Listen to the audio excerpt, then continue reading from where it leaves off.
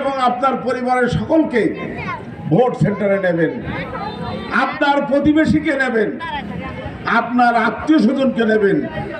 Vote সেন্টারে উপস্থিত হতে হবে, শুধু এই মিটিংয়ে উপস্থিত হলে হবে না, ভোট সেন্টারে উপস্থিত হতে হবে আপনাদের। সেটা আছে আমাদের অনুরোধ।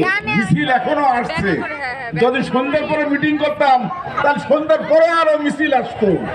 গ্রামে গ্রামে সমস্ত জায়গায় হাজার হাজার মানুষ আজকে শুধু শুধু মোটরসাইকেল আর মোটরসাইকেল। বক্তব্য দীর্ঘায়িত করছে না। আজকে